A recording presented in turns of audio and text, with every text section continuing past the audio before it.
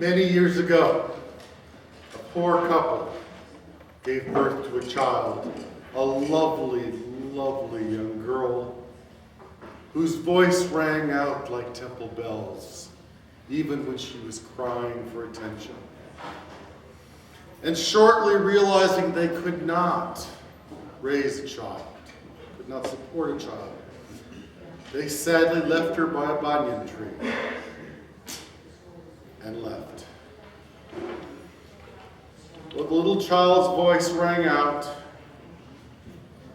and soon drew the attention of a passing family of minstrels, who, hearing that voice, turned, picked up the infant, who laughed at them, and they passed her around, father to mother, a couple of children, and all were entranced by this ringing, clarion little voice. And so the girl went home with them, and they raised her. And she grew to be a lovely and attractive and easy to listen to young woman. And her mother had to constantly remind her, please, please, please, stay out of the trees. Keep your face clean, stay out of the sunlight, keep your skin supple. Keep your hair brushed, your long, black, luscious hair. Oh, you must preserve this. You don't want to grow old too soon. And soon we must find you a husband. And being minstrels, they would go from place to place, but they would return home periodically. And the young woman would always say, oh no, for I wish to gather flowers to place on the altar at the temple of Ganesh. Or I wish to sing songs before the temple of Ganesh. And her mother would say, oh, forget all that Ganesh stuff.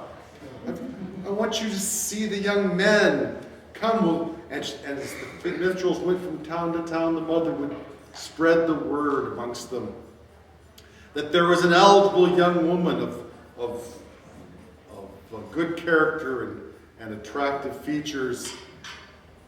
And so the young men would come forth, and the young woman was so unhappy. And they finally came to a fairly large town in their circuit. And a man of some means came forth and expressed his interest. And the mother was all aflutter.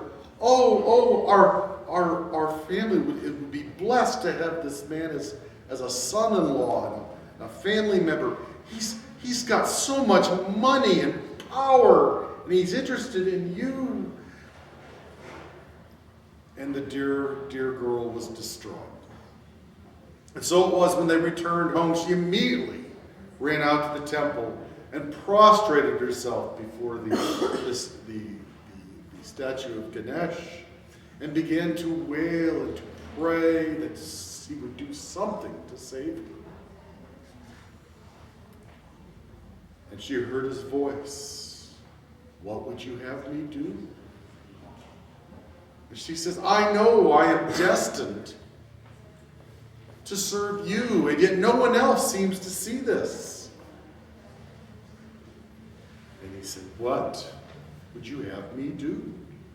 And she said, if only you could do something to stop my beauty and my apparent youth from gathering attention from all these annoying young men. And Ganesh said, I can do this. And she felt change happening. Her skin began to wrinkle. Her luscious, long black hair began to fade to silver white. And in seconds, what had been, to all intents and purposes, a lovely and young woman now stood a woman of advanced years, but with still a step of youth in her, a spring of youth in her step. She looked at her hands, and she found a mirror and looked at it and saw what had happened and thanked Ganesh profusely and bowed and left.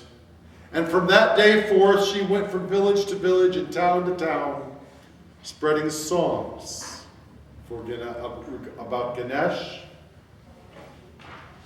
and spreading flowers, picking flowers for his altars. Throughout the speakers of the Tamil language, the lands where people speak Tamil.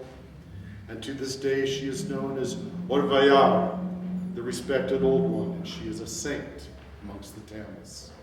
Thank you.